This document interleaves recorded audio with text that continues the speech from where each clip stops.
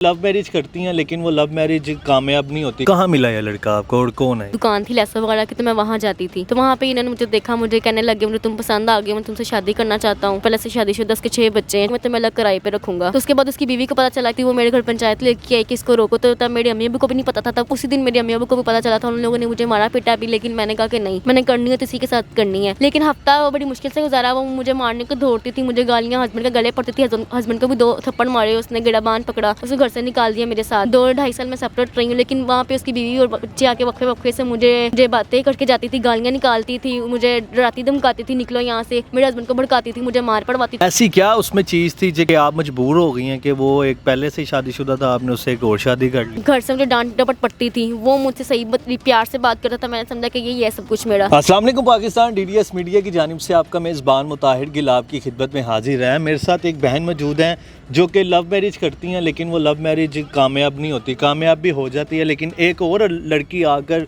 वो जो खुशहाल ज़िंदगी होती है उसे बर्बाद कर देती है। कहानी क्या है, इनका शोहर इनके साथ क्या करता है, क्या मुआजरा है, वो तमाम इनकी ज़ुबानी सुनते हैं। अस्सलाम वालेकुम। वालेकुम अस्सलाम। क्या हाल है? ठीक है आप? जी ठीक हूँ। क्या नाम है आपका? इकरा। इकरा, क्या करती हो आप? मैं हाउस वाइफ हूँ। हाउस वाइफ हो। उससे पहले क्या करती थी आप? मैं स्कूल वगैरह जाती थी। मतलब पढ़ती थी, स्टडी करती थी, जिस तरह एक आम लड़की ज़िंदगी गुजारती है। कहाँ मिला ये लड़का आपको और कौन है ये मेरी गली में, इनकी तीसरी चौथी गली में इनकी दुकान थी लेसा वगैरह की, तो मैं वहाँ जाती थी। तो वहाँ पे इन्होंने मुझे देखा, मुझे कहने लगे मुझे तुम पसंद आ गए, मैं तुमसे शादी करना चाहता हूँ। तो इसी तरह बस मोबाइल पे बातचीत शुरू हो क्या गई। नाम है शख्स का? मुबशिर अली। मुबशिर अली। मुबशिर अली आपको लैसों की दुकान पर मिला, आप सामान लेने जाती थी। कहानी किस तरह शुरू हुई, यहाँ से स्टार्ट हो गई? जी यहाँ से स्टार्ट हो गई।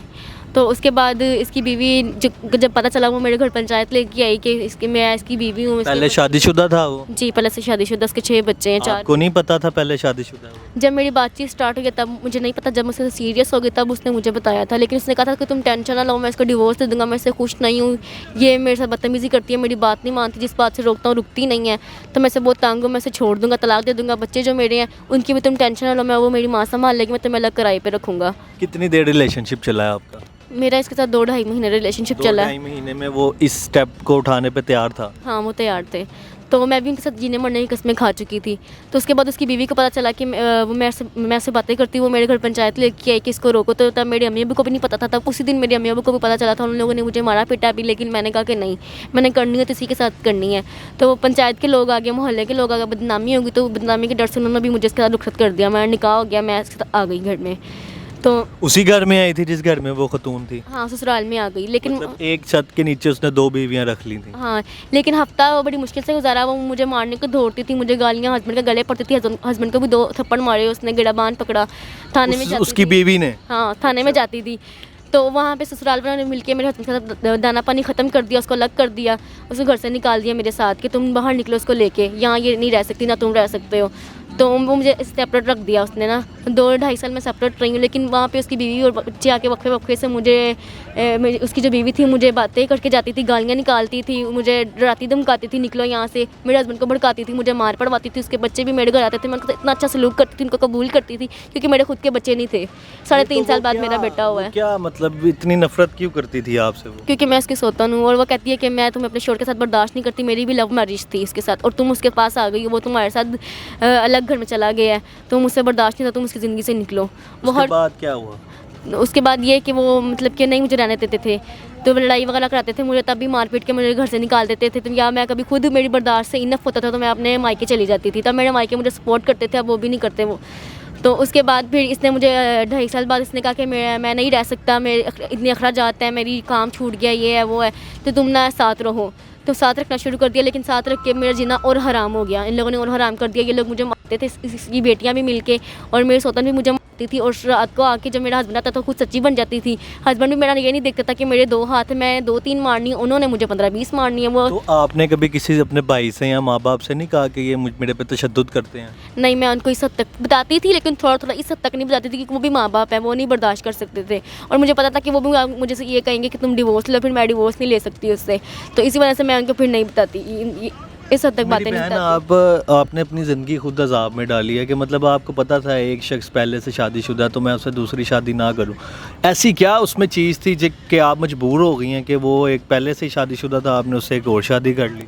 मेरी छोटी एज थी, मेरी 16-17 साल की उम्र में शादी हुई है, तो मतलब वो मुझसे बड़े हैं, तो वो मुझसे मतलब कि घर से मुझे डांट डपट पड़ती थी। वो मुझसे सही प्यार से बात करता था, मैंने समझा कि ये है सब कुछ मेरा, तो मैंने कहा मैंने शादी करनी तो है, लेकिन मैं इसके साथ ही क्यों ना करूँ। ये मेरे साथ इतने अच्छे तरीके से बात करता है मुझसे, मतलब आराम से बात करता है, प्यार करता है मुझसे, तो मैं इससे शादी करूँ। वो मुझे पैर पकड़ता था, जब मैं दुकान पर जाती थी रोने लग जाता था कि तुम मुझसे शादी करो। मैंने अपनी दोस्तों से भी पूछा, तो उन्होंने कहा अगर वो तुम्हारे पैर पकड़ता रोता है तो फिर वो उसकी सच्ची मोहब्बत है, तुम मुझसे शादी कर लो, ये तुम्हारी कदर करेगा। वो बड़ा भी है तुमसे उम्र में, तो तुम छोटी एज की हो, तुम्हारी कदर करेगा।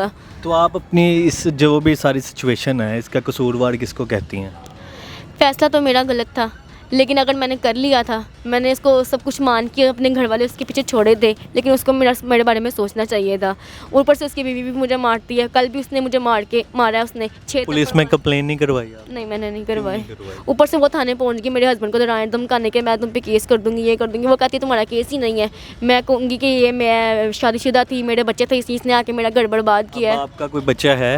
मेरा बेटा है, कितने साल का है वो? वो 10 महीने का 11वें महीने में लगा हुआ है। उसका कौन वारिस है अब इस वक्त के? आपका हस्बैंड भी अभी कहीं ना एक साइड पे है ना दूसरी साइड पे, तो किस तरह आप उसकी परवरिश करेंगे अपने पहले मैं अपने बच्चे के साथ अपने हस्बैंड के साथ रहती थी, फिर उन्होंने 2 महीने का छीन लिया था, मैंने अदालत के थ्रू उससे ले लिया था।